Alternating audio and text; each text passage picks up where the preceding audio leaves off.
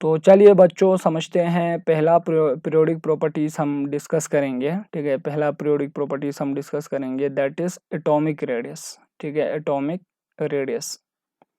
तो atomic radius को अच्छे से समझना है आज की इस वीडियो लेसन्स में। ठीक, पहला पीरियोडिक प्रॉपर्टीज है। एटॉमिक रेडियस को समझने के बाद, ठीक है, इसकी ट्रेंड को हम समझेंगे कि पीरियोडिक टेबल में वेरिएशन कैसा रहता है इसका। ठीक है, अक्रॉस द पीरियड जब आप मूव करते हैं तो कैसा वेरिएशन है, और डाउन द ग्रुप कैसे चेंज होता है atom to atom atomic radius, इसके बारे में हम समझेंगे। तो चलिए स्टार्ट करते हैं। ठीक है, चलिए। तो एटॉमिक रेडियस की जब हम बात करते हैं तो देखो रेडियस क्या होता है। ठीक है, एक एटम को हम स्फीयर मान के चल रहे हैं, यहाँ पर तो हम 2D में सर्कल ही ड्रॉ कर सकते हैं। तो ये एक एटम है मान लो, और इसके सेंटर पे क्या है, पॉजिटिवली चार्जड न्यूक्लियस है, और ये क्या है, यहाँ पर वैलेंशियल इलेक्ट्रॉन है सपोज। ठीक है, वैलेंशियल इलेक्ट्रॉन। तो एटॉमिक रेडियस का मतलब होता है एटम की न्यूक्लियस के सेंटर से लेकर आउटरमोस्ट शेल तक जो डिस्टेंस होता है, आउटरमोस्ट वैलेंशियल इलेक्ट्रॉन तक जो दूरी होता है, उसको हम कहेंगे एटॉमिक रेडियस। तो यहाँ से यहाँ तक की दूरी को हम क्या कहेंगे, एटॉमिक रेडियस कहेंगे। ठीक है, तो मैं यहाँ पे लिख देता हूँ, this is the atomic radius, atomic radius. ठीक, तो एटॉमिक रेडियस तो हमको समझ आया, it is the distance from the centre of nucleus to outer most valential electron is call it atomic radius. Now यहाँ पे क्या हम एटॉमिक रेडियस को एक्यूरेटली मेजर कर सकते हैं, तो बिल्कुल भी नहीं कर सकते हैं। ठीक है, it is impossible to measure accurately atomic radius. ठीक है, तो एक्यूरेट मेजरमेंट जो है इम्पॉसिबल्स है, accurate measurement impossible, accurate measurement of atomic radius is impossible, atomic radius is impossible।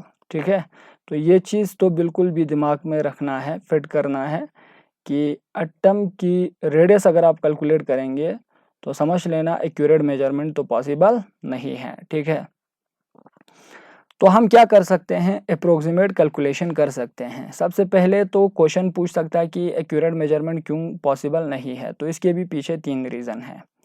एक तो एटम की अंदर जो बाउंड्री होता है, ठीक है, से फॉर एग्जांपल एक एटम के अंदर जो बाउंड्री होता है, जैसे कि हमने एटॉमिक रेडियस कहाँ से कहाँ कहा, न्यूक्लियस के सेंटर से लेकर वैलेंशियल इलेक्ट्रॉन की दूरी को हमने क्या कहा, एटॉमिक रेडियस। ठीक, तो ये वैलेंशियल इलेक्ट्रॉन डेंसिटी की प्रोबेबिलिटी तो कभी ज़ीरो नहीं होता है ना, हमने एटॉमिक स्ट्रक्चर में पढ़ा, वो बिल्कुल इन्फिनाइट होता है, बहुत दूर तक फैला होता है। तो यहाँ पर जहाँ पे प्रोबेबिलिटी ज़्यादा होता है वहाँ पर हम एक बाउंड्री कंडीशन रख देते हैं बस, लेकिन इस बाउंड्री से बाहर भी इलेक्ट्रॉन मिलने का चांसेस बहुत ज़्यादा होता है, तो ज़ीरो कभी नहीं होता है। इसीलिए ये बाउंड्री फिक्स नहीं है, तो हम एटॉमिक रेडियस को भी एक्यूरेटली मेजर नहीं कर सकते हैं। समझ आई बात? तो इसीलिए एटम की वेल डिफाइंड बाउंड्री नहीं होती है, इसीलिए एक्यूरेट मेजरमेंट पॉसिबल नहीं है। तो यहाँ पे हम लिख सकते हैं, पहला रीज़न ये है कि atom does not have well defined boundary, atom does not have well defined boundary। ठीक है, well defined boundary, तो एक एटम के अंदर वेल डिफाइंड बाउंड्री नहीं होता है। ठीक है, बाउंड्री का मतलब आपको समझ आया होगा, बाउंड्री तभी बाउंड्री कंडीशन रखते हैं जब फिक्स हो जाएंगे इलेक्ट्रॉन, लेकिन इलेक्ट्रॉन तो कभी फिक्स नहीं होता है। ठीक है, इसकी प्रोबेबिलिटी बिल्कुल भी ज़ीरो नहीं होता है, इन्फिनाइट होता है। ठीक, दूसरा ये है कि एटम बहुत छोटा है, atom is too small to measure. ठीक है, atom is too small, atom इतना छोटा होता है कि इसकी एक्यूरेट मेजरमेंट करना पॉसिबल नहीं है। एक 10 अगर आपके हाथ पे दे दें और मैं कहूँ कि इसकी रेडियस मेजर करो, तो क्या आप कर सकते हैं? तो ये तो बहुत छोटा है, एक 10 पार्टिकल की मेजरमेंट आप नहीं कर सकते हैं, रेडियस मेजर नहीं कर सकते हैं। तो एटम की तो बात छोड़ो, एटम तो उस 10 से भी बहुत छोटा होता है। ठीक है, इसीलिए हम नहीं कर सकते हैं। दूसरा, हर यानी कि स्टेट ऑफ मैटर्स में, जैसे गैस हो, लिक्विड हो, सॉलिड हो, उनमें जो एटम होता है, ठीक है, और एटम के अंदर क्या होता है, इलेक्ट्रॉन। से फॉर एग्जांपल ये एक यानी कि एटम है, इसके सराउंडिंग में और भी क्या होंगे, एटम होंगे। ठीक है, तो इस एटम की इलेक्ट्रॉन डेंसिटी सपोज ये है, और इसके सेंटर भी न्यूक्लियस होगा, इसके सेंटर पर न्यूक्लियस होगा। सपोज हमको इस एटम की एटॉमिक रेडियस मेजर करने हैं, तो इस एटम का न्यूक्लियस जो है इसकी इलेक्ट्रॉन डेंसिटी को क्या करता है, खींचता है। तो खींचेंगे तो थोड़ा डिस्टॉर्ट होगा ना, इस तरीके से अपनी तरफ ये इसकी तरफ अट्रैक्ट कर रहा है, ठीक है। तो रेडियस जो है थोड़ा सा क्या होगा, जब कंबाइनेड फॉर्म में होगा तो रेडियस जो है थोड़ा बड़ा होगा।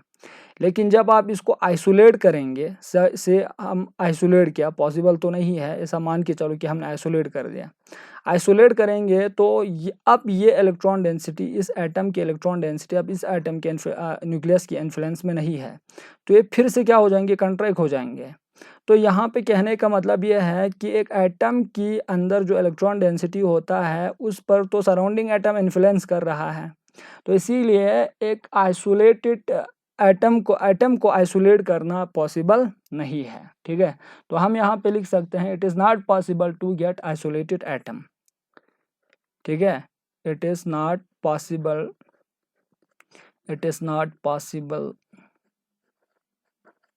To get isolated atom. तो एटम को आइसोलेट करना पॉसिबल नहीं है, क्योंकि एटम की इलेक्ट्रॉन डेंसिटी पे सराउंडिंग में जो एटम है वो इन्फ्लुएंस करता है, ठीक है। तो रेडियस क्या रहेंगे, चेंज होते रहेंगे। तो इसीलिए ये 3 रीज़न की वजह से हम एक्यूरेट मेजरमेंट जो है एटॉमिक रेडियस की नहीं कर सकते हैं। तो इसको दिमाग में फिट कर लो। चलिए आगे बढ़ते हैं। अब देखो फिर हम कैसे करेंगे, हम अप्रोक्सीमेट मेजरमेंट करते हैं, ठीक है। अभी तक जितने भी एटम्स ऑफ एलिमेंट की रेडियस जो मेजर करते हैं वो सारे क्या है, अप्रोक्सीमेट कैलकुलेशंस हैं, ठीक है। सो अप्रोक्सीमेट कैलकुलेशंस या स्पेक्युलेटेड कैलकुलेशन भी आप कह सकते हैं, अप्रोक्सीमेट कैलकुलेशन, ठीक है। अप्रोक्सीमेट कैलकुलेशन हम कर सकते हैं, ठीक। Approximate calculations of atomic radius is possible, ठीक है। एटॉमिक रेडियस इज पॉसिबल, ठीक। अब कैसे पॉसिबल है, ठीक है। अब यहाँ पर क्वेश्चन आता है कि चलो भाई अप्रोक्सीमेट कैलकुलेशन अगर पॉसिबल है तो कैसे, ठीक। तो यहाँ पर अप्रोक्सीमेट कैलकुलेशन एटॉमिक रेडियस के हम कर सकते हैं bye knowing the bone distance, ठीक है, बाय नोइंग बोन डिस्टेंस। तो यहाँ पे बॉन्डेड स्टेट आया, ठीक है, bye knowing the bone distance. जब आपको बोन डिस्टेंस पता चलेंगे, ठीक है, बोन डिस्टेंस पता चलेंगे, बोन डिस्टेंस को हम बोलते हैं बोन लेंथ भी बोलते हैं, मींस कंबाइनेड फॉर्म में जब बोन डिस्टेंस पता होगा तो एटॉमिक रेडियस इजी से कैलकुलेट कर सकते हैं, ठीक है।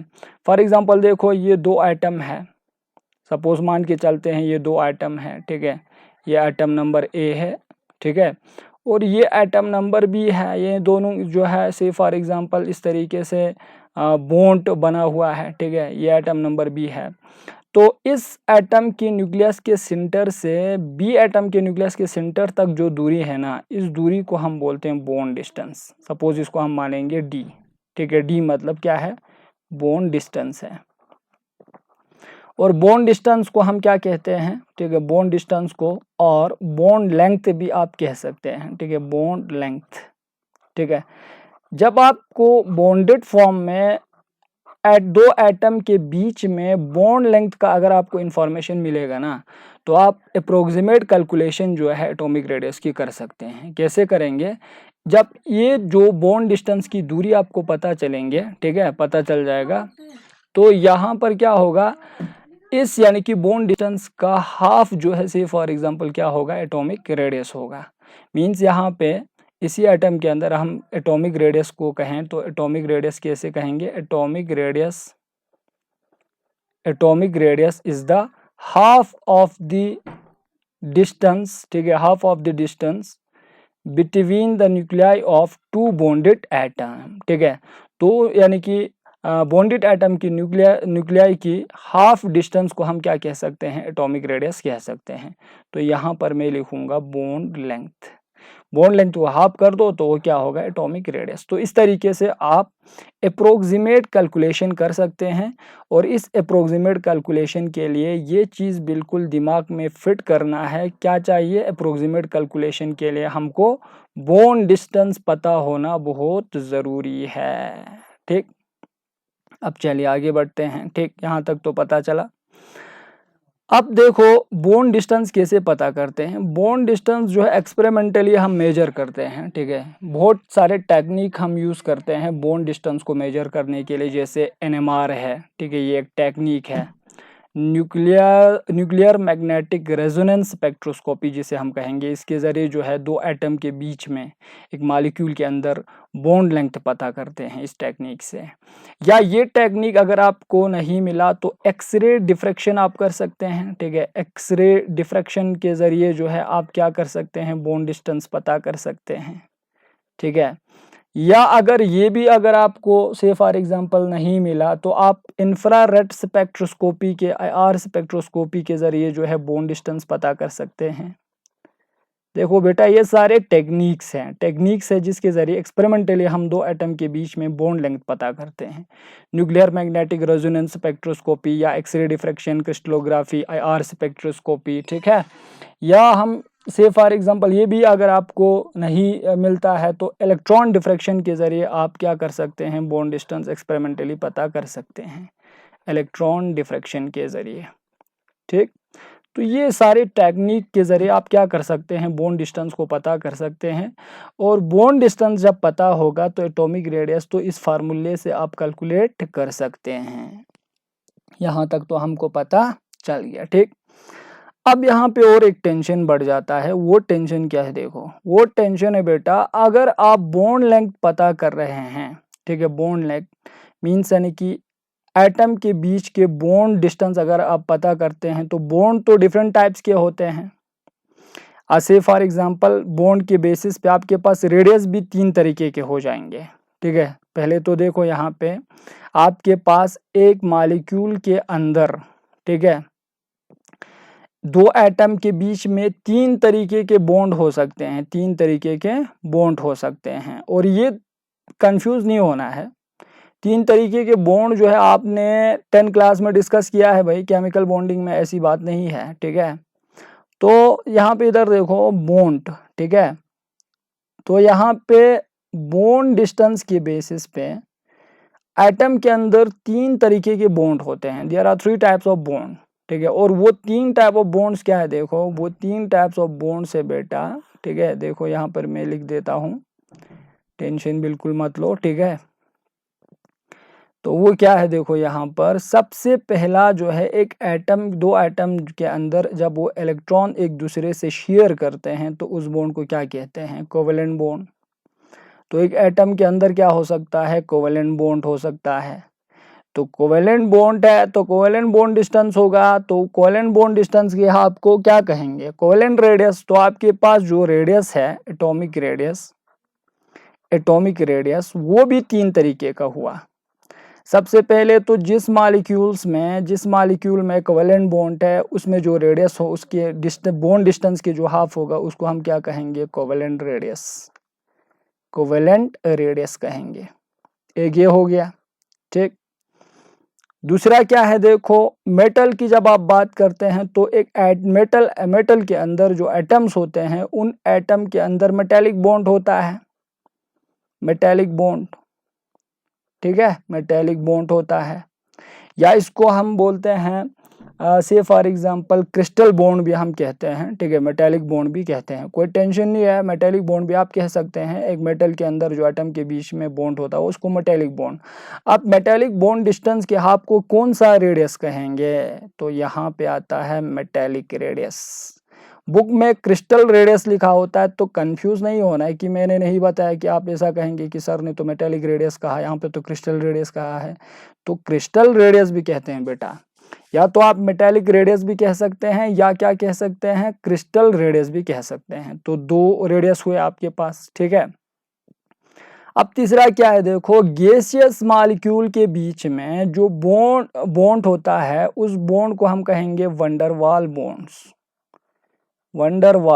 इन बॉन्ड के बारे में डिटेल में नेक्स्ट यूनिट में हम पढ़ेंगे, वंडरवाल बॉन्ड, ठीक है। गैसियस मॉलिक्यूल के बीच में होता है ये बॉन्ड, ये सबसे वीकेस्ट बॉन्ड है, ठीक है। तो अब यहाँ पे जो वंडरवाल बॉन्ड्स है गैसियस मॉलिक्यूल के अमोंग, वंडरवाल बॉन्ड डिस्टेंस के हाफ को कौन सा रेडियस कहेंगे, तो ये हो जाएंगे बेटा वंडरवाल रेडियस। याद रखना। तो 3 तरीके के हमारे पास क्या आए, रेडियस आए। फिर से एक बार देख लो, मैंने कहा अप्रोक्सीमेट कैलकुलेशन हम कर सकते हैं, ठीक है। और वो अप्रोक्सीमेट कैलकुलेशन के लिए बहुत सारे टेक्निक्स दिए, एनएमआर है, एक्सरे है, एक्सरे डिफ्रैक्शन है, आईआर स्पेक्ट्रोस्कोपी है, इलेक्ट्रॉन डिफ्रैक्शंस है। तो इनसे हम बोन डिस्टेंस पता करते हैं। तो बोन डिस्टेंस के हाफ को हम क्या कह सकते हैं, एटॉमिक रेडियस कहते हैं। अब बॉन्ड तो हमारे पास डिफरेंट यानी कि मॉलिक्यूल के बीच में 3 टाइप के बॉन्ड होते हैं। देखो, कोवेलेंट बॉन्ड हो सकता है, मेटालिक बॉन्ड हो सकता है, वंडरवाल बॉन्ड हो सकता है। तो उस हिसाब से रेडियस भी 3 बनता है, covalent radius, metallic radius, van der Waals radius, ठीक है। तो ये चीज बिल्कुल याद रखना है। अब आगे बढ़ते हैं। अब यहाँ पे ये 3 टाइप के क्या हुए, रेडियस हुए, ठीक है। ये 3 टाइप के रेडियस हुए। तो सबसे पहले देखो कोवेलेंट रेडियस, ठीक है। कोवेलेंट रेडियस को जानेंगे। 3 रेडियस आए तो सबसे पहले जानेंगे कोवेलेंट रेडियस को। कोवेलेंट रेडियस, अब कोवेलेंट रेडियस किस में होगा, नॉन मेटल्स में, जिनमें 2 एटम के बीच में कोवेलेंट बॉन्ड होगा, उनमें क्या हो सकता है, कोवेलेंट रेडियस हो सकता है, ठीक है।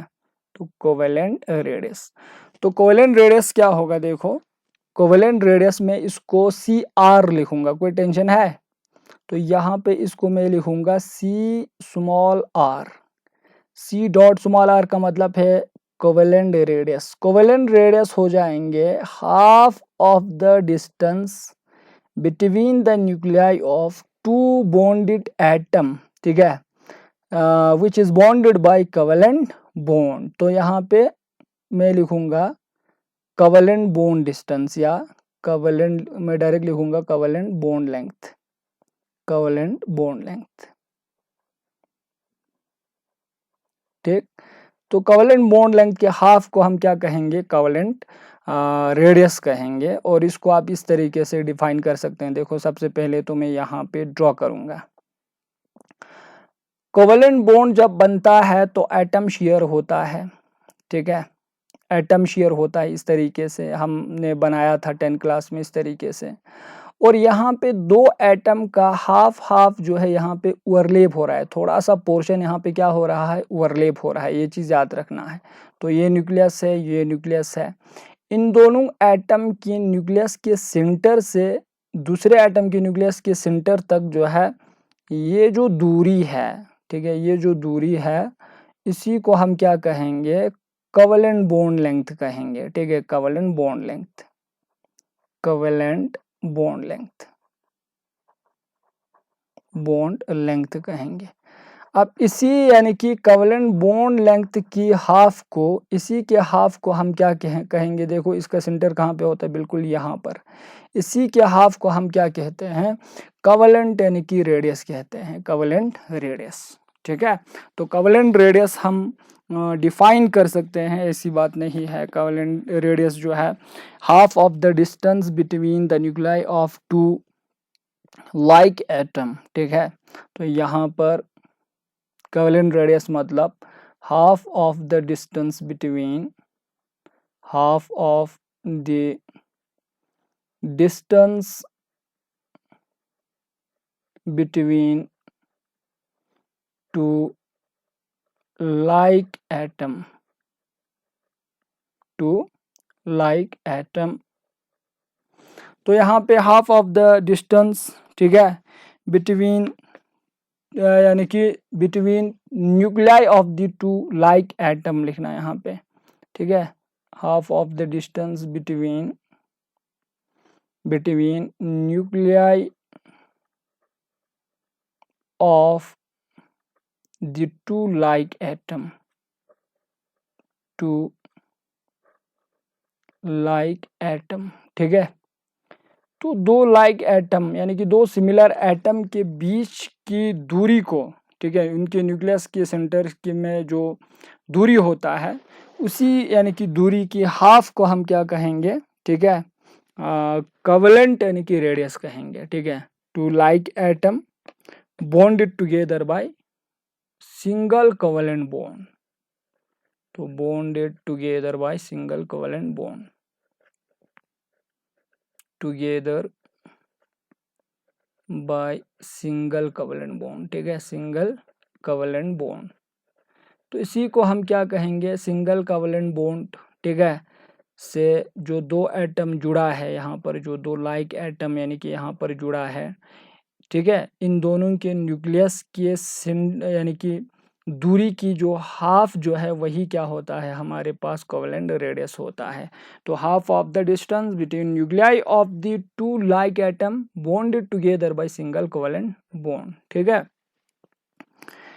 तो यहाँ पर ठीक से फॉर एग्जांपल देखो, यहाँ पर इन दोनों एटम के बीच की जो दूरी है, सपोज इसको हम बी मानेंगे, ठीक है, बी, ठीक। तो यहाँ पर जो डिस्टेंस होता है, डी मतलब डिस्टेंस है, distance between A and B, ये जो दूरी जो है ये इन दोनों की रेडियस के हाफ का सम होगा, R A plus R B, ठीक है, R A plus R B के बराबर होगा, ठीक है। तो यहाँ से बॉन्ड डिस्टेंस अगर आपको पता चलेंगे तो आप क्या कर सकते हैं, रेडियस जो है कैलकुलेट कर सकते हैं, ठीक। या इस फार्मूले से भी आप यानी कि पता कर सकते हैं, इस फार्मूले से भी पता कर सकते हैं, ठीक है। तो यहाँ पर से कुछ एग्जाम्पल्स हम लेंगे, ठीक है, कुछ एग्जाम्पल्स, फॉर एग्जाम्पल देखो यहाँ पर, ठीक, कुछ मिसाल देता हूँ। तो सपोज हमारे पास क्लोरीन एटम्स है, ठीक है, या हाइड्रोजन एटम है, ठीक है, distance between two hydrogen atom, दो हाइड्रोजन एटम के बीच की जो दूरी होता है, जो कोवेलेंट बॉन्ड लेंथ होता है, वो 0.74 एंगस्ट्रॉन होता है, ठीक है, 74 एंगस्ट्रॉन, ठीक। अब एटॉमिक रेडियस जो है, सॉरी यहाँ पे एटॉमिक रेडियस और कोवेलेंट रेडियस कितना होगा, तो यहाँ पे कोवेलेंट रेडियस हो जाएंगे हाफ ऑफ 0.74, तो 0.74 डिवाइडेड बाई क्या हो जाएंगे 2, तो ये आएंगे बेटा आपको 0.37 एंगस्ट्रॉन, ठीक है। एक एटम का रेडियस कितना है, 0.37 एंगस्ट्रॉन। इसी तरह क्लोरीन मॉलिक्यूल, ठीक है, दो क्लोरीन एटम के बीच की जो दूरी है, कोवेलेंट बॉन्ड लेंथ है, वो होता है बेटा 1.98 एंगस्ट्रॉन, ठीक है। तो बताओ कोवेलेंट रेडियस कितना होगा, covalent radius is equal to 1.98 divided by 2, ठीक है, इक्वल टू कितने हो जाएंगे, ये हो जाएंगे 0.99 एंगस्ट्रॉन, ठीक, एंगस्ट्रॉन, ठीक है। तो ये हो गया। अब यहाँ पे देखो दो ग्रेफाइट जनरली डायमंड में, ठीक है, डायमंड में, ठीक है, डायमंड का स्ट्रक्चर तो आप लोगों ने 10 क्लास में पढ़ा होगा। तो डायमंड कार्बन का बना होता है, तो दो कार्बन की दूरी जो है, ठीक है, कोवेलेंट बॉन्ड होता है, तो वो कोवेलेंट बॉन्ड लेंथ जो होता है वो 1.54 एंगस्ट्रॉन होता है, ठीक। तो कोवेलेंट रेडियस कितना हो जाएंगे, ठीक है, एक कार्बन एटम की रेडियस क्या होगी 1.54 एंगस्ट्रॉन डिवाइडेड बाई 2, तो ये बन जाएंगे 0.77 एंगस्ट्रॉन, ठीक। इसी तरीके से देखो सिलिकॉन कार्बन के बीच की दूरी जो है, ठीक है, सिलिकॉन कार्बन की बीच की दूरी जो है वो बराबर हो जाएंगे radius of silicon plus radius of carbon, ठीक। और यहाँ पर देखो ये जो दूरी जो है, ये दूरी जो है ये कितना होता है, देखो ये दूरी होता है 1.93 एंगस्ट्रॉन, ठीक। तो सिलिकॉन की रेडियस कितनी होगी, तो यहाँ पे ये जो फार्मूला जो है ये हीट्रो एटम के लिए है, ठीक है, दो हीट्रो अलग अलग एटम जिनमें कोवेलेंट जो कोवेलेंट बॉन्ड होंगे, तो रेडियस कैलकुलेट कैसे करेंगे इस फार्मूले को यूज़ करके। देखो यहाँ पे रेडियस ऑफ कार्बन हमको पता होना चाहिए, तो रेडियस ऑफ कार्बन हमको पता है ना कितना है, रेडियस ऑफ कार्बन 0.77, ठीक। अब यहाँ पे ये दूरी भी हमको पता है, तो रेडियस ऑफ सिलिकॉन हम यहाँ से फाइंड आउट कर सकते हैं। तो अगर आप इसको माइनस करेंगे 1.393 एंगस्ट्रॉन से, तो यहाँ पे radius of silicon equal to आएंगे, ठीक है, radius of silicon is equal to 1.16 angstrom,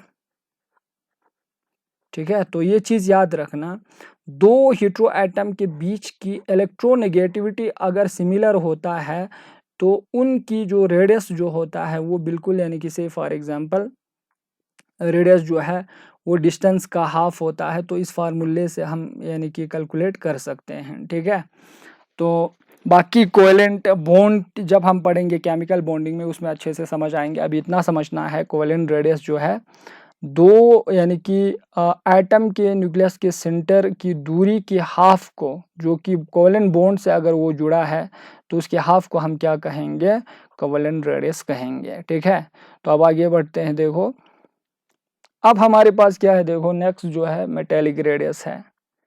metallic radius, metallic radius metal के बीच में होता है। अब कोवेलेंट रेडियस में ओवरलैपिंग हो रहा था लेकिन यहाँ पे नहीं होता, यहाँ पे दो एटम जो बिल्कुल एक दूसरे के टच में होता है, इस तरीके से क्रिस्टल में इस तरीके से टच में होता है, इस तरीके से ओवरलैप यहाँ पर बिल्कुल नहीं होता है। ठीक है, दो मेटल एटम के बीच की दूरी, तो इस दूरी को हम कहेंगे मेटेलिक बॉन्ड। ठीक है, ये बॉन्ड डिस्टेंस है, मेटेलिक बॉन्ड। ठीक है, तो ये रहा मेटेलिक बॉन्ड। ठीक, अब इसी मेटेलिक बॉन्ड की हाफ को हम क्या कहेंगे, ठीक है, इस हाफ को हम कहेंगे रेडियस। क्या कहेंगे, रेडियस। तो यहाँ पर मेटेलिक रेडियस जो है, ठीक है, मेटेलिक रेडियस, यहाँ पर मैं लिखना भूल गया, मेटेलिक रेडियस। ठीक है, तो मेटेलिक रेडियस क्या हो जाएंगे, मेटेलिक रेडियस को मैं एम आर से लिखता हूँ, M dot R A D, metallic radius, ये हो जाएंगे हाफ ऑफ डिस्टेंस। ठीक है, हाफ ऑफ डिस्टेंस, ठीक है, ऑफ मेटेलिक बॉन्ड लेंथ। ठीक, तो यहाँ पे मैं metallic bond length, metallic bond length की हाफ डिस्टेंस को हम क्या कहेंगे, मेटेलिक रेडियस कहेंगे। ठीक है, तो ये चीज याद रखना है, ये हो गया मेटेलिक रेडियस। ठीक, तो इसको हम डिफाइन कर सकते हैं। ठीक है, half of the distance between, ठीक, यहाँ पे हम मैं लिख के दूंगा half of the distance, half of the distance between nuclei of, distance between nuclei of two adjacent atom. अब ये ओवरलैप नहीं है, देखो ये दो एडजेसेंट एटम के न्यूक्लियस के बीच में जो दूरी है, ठीक है, उसकी हाफ को हम रेडियस कहेंगे। तो half of the distance between nuclei of two adjacent atom, adjacent metal atom कहना सही होगा क्योंकि मेटल की बात कर रहे हैं। ठीक है, एडजेसेंट मेटल एटम, ठीक, two adjacent metal atom in metallic, in metallic crystal. ठीक है, एक मेटेलिक क्रिस्टल के अंदर जो एटम होंगे उन दो एडजेसेंट एटम के बीच की न्यूक्लियस की हाफ दूरी को हम क्या कहेंगे, मेटेलिक रेडियस कहेंगे। ठीक है, तो ये हो गया आपके पास मेटेलिक रेडियस। तो फॉर एग्जांपल देखो, फॉर एग्जांपल एग्जांपल, ठीक, पोटेशियम मेटल में, पोटेशियम मेटल में क्या होता है, देखो पोटेशियम एटम के बीच की जो दूरी होता है, ठीक है, क्रिस्टल में वो होता है 4.62 एंगस्ट्रॉम। ठीक, तो मेटेलिक रेडियस कितना होंगे, ठीक है, metallic radius is equal to 4.62 का हाफ हो जाएंगे। तो ये रहा आपके पास 2 2 ज़ा 4, ठीक है, 0.23 ज़ा 6, 2 1 ज़ा 2, तो 2.31 एंगस्ट्रॉन हो जाएंगे।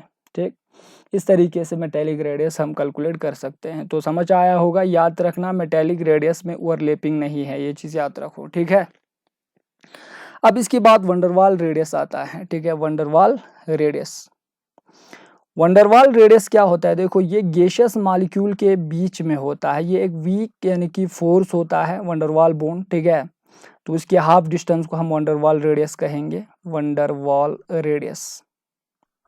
इससे भी बहुत सारा एक्सप्लेनेशन आपको मिलेंगे। ठीक है, वंडरवाल रेडियस। तो वंडरवाल रेडियस क्या होगा, जैसे ये दो गैसियस क्लोरीन मॉलिक्यूल है या दो गैसियस मॉलिक्यूल समझो। ठीक है, दो गैसियस मॉलिक्यूल, ये एक मॉलिक्यूल्स हो गया, अब ये दूसरा मॉलिक्यूल्स है, ठीक, ये दूसरा मॉलिक्यूल्स है। अब इन मॉलिक्यूल्स के देखो यहाँ पर ये न्यूक्लियस है, ये इसकी न्यूक्लियस है, ठीक। यहाँ से ये दो मॉलिक्यूल जो है वंडरवाल फोर्स के ज़रिए बाइंड होता है। तो यहाँ पे इस मॉलिक्यूल के एटम की इस न्यूक्लियस की सेंटर से इस एटम की सेंटर तक, ठीक है। सपोज ये ए मॉलिक्यूल था और ये बी मॉलिक्यूल था, तो ए और बी के बीच में जो दूरी हमने बनाया है, इस दूरी को हम बोलते हैं वंडरवाल बॉन्ड डिस्टेंस, ठीक है। तो यहाँ पे मैं लिख दूंगा, इस दूरी को हम क्या कहेंगे, वंडरवाल बॉन्ड। लेंथ भी आप बोल सकते हैं, दूरी भी आप बोल सकते हैं, डिस्टेंस, ठीक है, वंडरवाल बॉन्ड लेंथ। तो ये रहा वंडरवाल बॉन्ड लेंथ, ठीक है। और याद रखना वंडरवाल बॉन्ड लेंथ जब होता है तो वो वंडरवाल फोर्स की वजह से जो है दो मॉलिक्यूल्स के एटम जो है टर्मिनल एटम जुड़ा रहता है, तो ये एक दूसरे के कांटेक्ट में नहीं होता है, दूर दूर होता है। जब दूर दूर हो जाएंगे तो इस बॉन्ड लेंथ के इस हाफ को हम क्या कहेंगे, रेडियस कहेंगे। यहाँ से यहाँ तक की दूरी को हम क्या कहेंगे, रेडियस। और इस रेडियस को हम क्या कहेंगे, वंडरवाल रेडियस, ठीक। तो वंडरवाल रेडियस को हम डिफाइन कर सकते हैं, van der Waals radius means it is half of distance between, it is half of distance between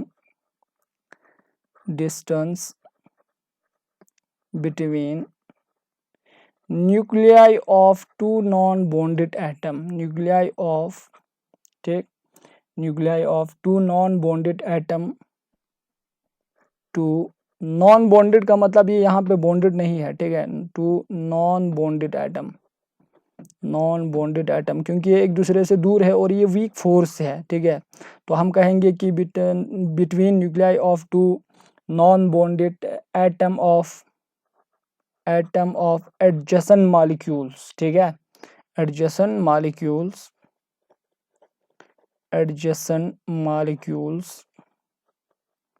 sorry, यहाँ पर adjacent molecules in solid state, ठीक है। तो ये सॉलिड स्टेट में होता है जनरली, ठीक। तो सॉलिड स्टेट में क्या होता है, दो नॉन बॉन्डेड एडजेसेंट एटम के बीच में एक दो मॉलिक्यूल्स की उस दूरी के हाफ को हम क्या कहेंगे, वंडरवाल रेडियस कहेंगे, ठीक है। फिर से एक बार देखो, यहाँ पर मैंने लिखा, देखो, हाफ ऑफ डिस्टेंस, ठीक है, half of distance between nuclei of two non bonded atom. देखो ये मॉलिक्यूल्स है, दो मॉलिक्यूल था यहाँ पे भी दो मॉलिक्यूल्स है। इन दोनों मॉलिक्यूल्स के ये जो टर्मिनल्स एटम है ये बिल्कुल बॉन्डेड नहीं है, देखो ये दूर दूर है, ठीक है, वीक फोर्स के जरिए हेल्ड है। तो इन दोनों के हाफ को हम क्या कहेंगे, वंडरवाल रेडियस कहेंगे, ठीक है। तो यहाँ पर हम लिख सकते हैं adjacent molecule in solid state is known as van der Waals radius, ठीक है। तो वंडरवाल रेडियस भी हम कैलकुलेट कर सकते हैं, बिल्कुल सिंपल है। वंडरवाल रेडियस को मैं VRAD लिखूंगा, ये हो जाएंगे हाफ ऑफ वंडरवाल बॉन्ड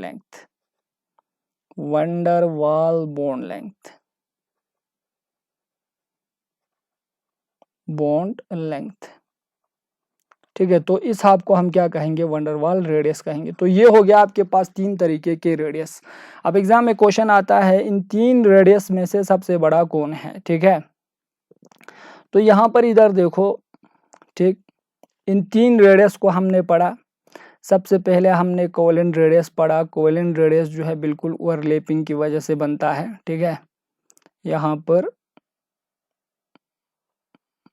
देखो ये है, ठीक है, और ये बिल्कुल ओवरलैपिंग होता है कोवेलेंट रेडियस में, ठीक है। तो यहाँ पे थोड़ा सा पोर्शन ओवरलैप हो रहा है, तो रेडियस थोड़ा सा क्या हो जाएंगे, छोटा हो जाएंगे, समझ आया। तो यहाँ पे ये है कोवेलेंट रेडियस, ठीक है, कोवेलेंट